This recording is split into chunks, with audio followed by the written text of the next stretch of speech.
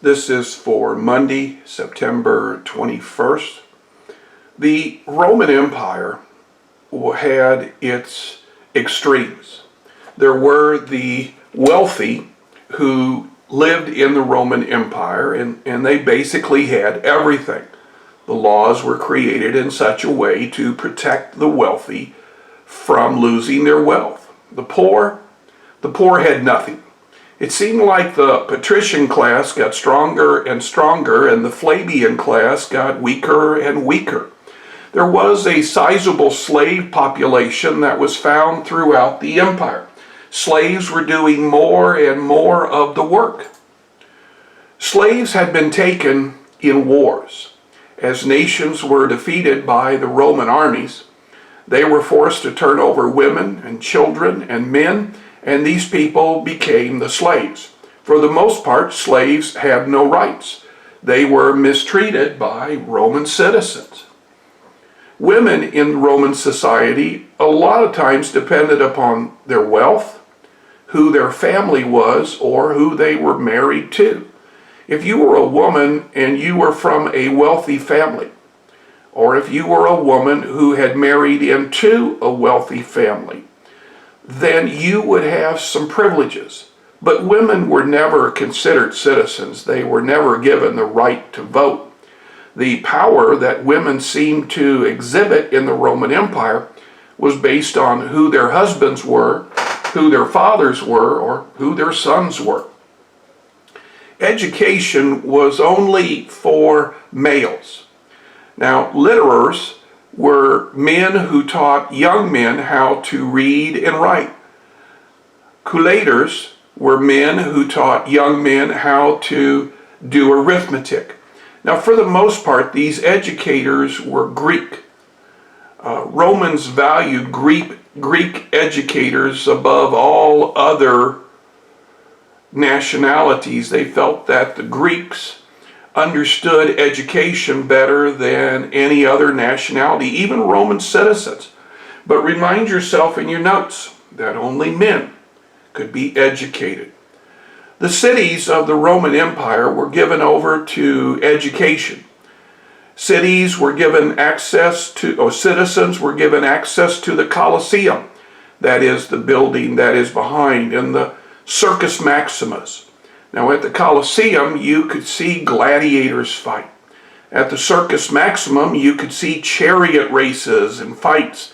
Now, the combat was always gory, and the combat was always fought to the death. And these Circus Maximuses, these Colosseums, held huge amount of people who expected lots and lots of gore.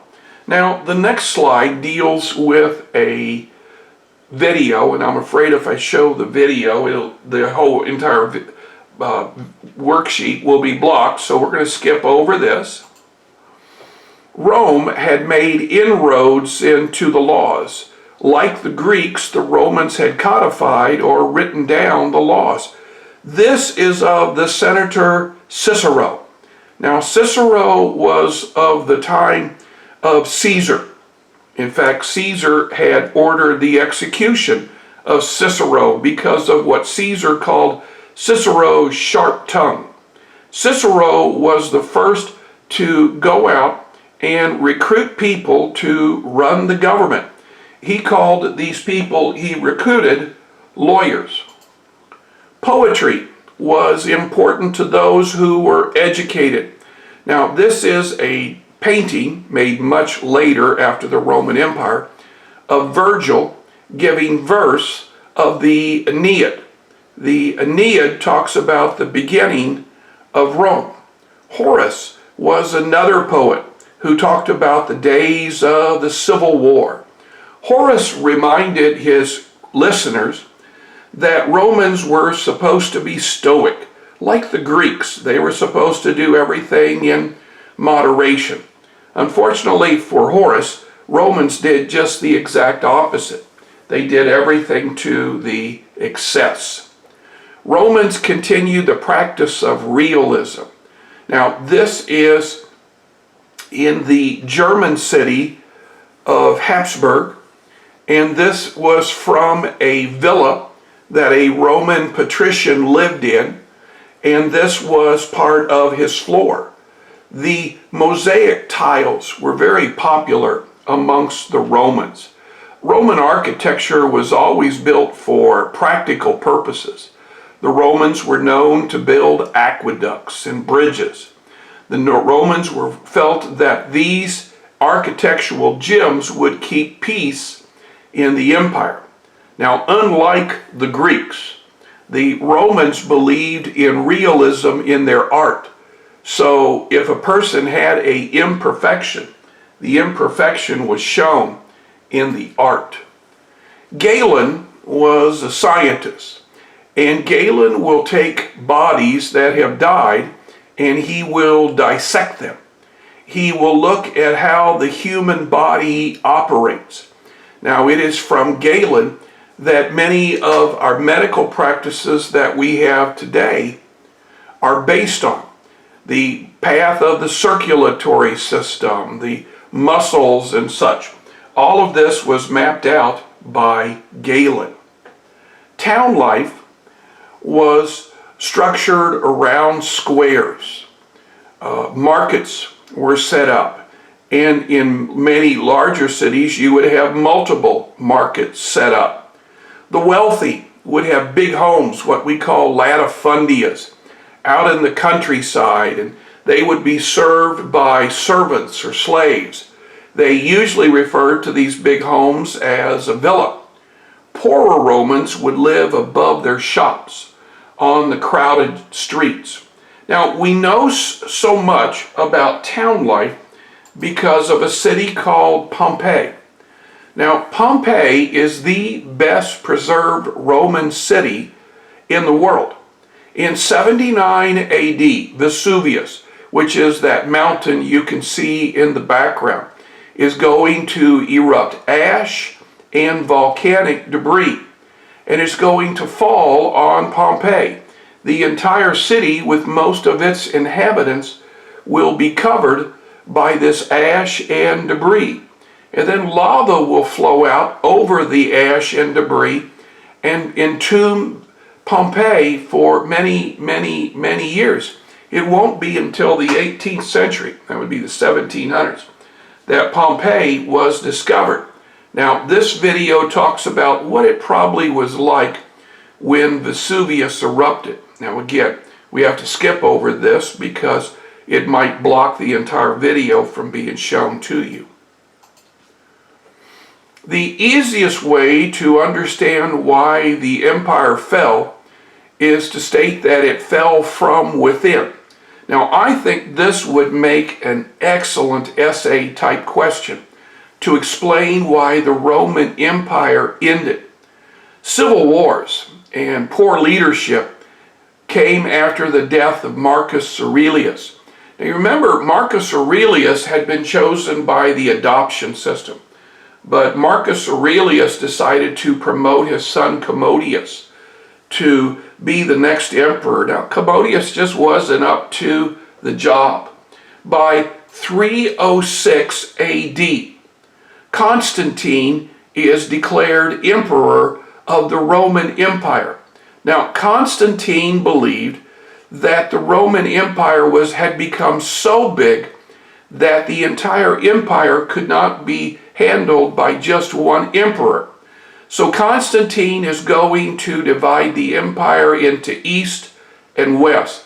Basically, anything from Greece east was in the Eastern Empire, and anything from Rome west was in the Western Empire. Now, Constantine is going to take his court, and he is going to go to the city of Constantinople. That's what we call Istanbul, Turkey today. Now, Constantine is also important because prior to a great battle, Constantine is going to see a sign in the sky. He is going to see a fiery cross.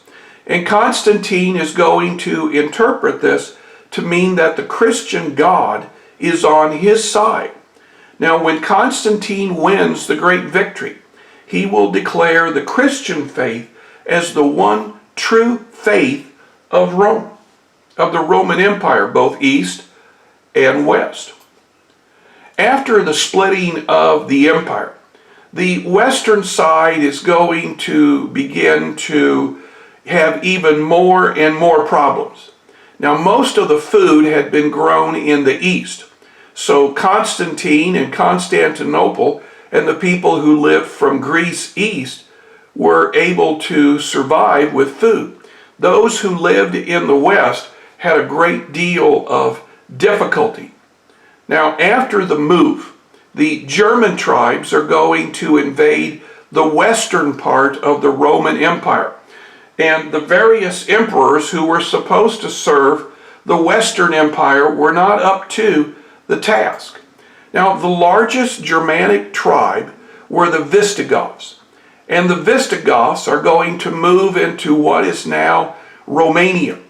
They will attack and loot the city of Rome in 410 AD. Now, generally, we say that 410 AD is the end of the Roman Empire, at least the western side of the Roman Empire. Rome will be attacked by Germanic tribe after Germanic tribe after Germanic tribe, and a great deal of what we remember about Rome is going to be destroyed by these tribes. Now again, here's a video that talks about the end, but in 451, the Hun Attila is going to invade France and Germany.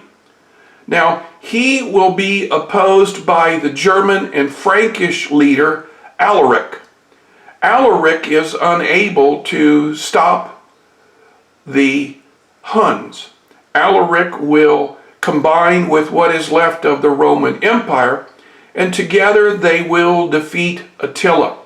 But the damage was so great that after 450, 451, Rome will never be as successful as it had been. This is the end of the video for today. Tomorrow, again, we're going to look at the end of the Roman Empire.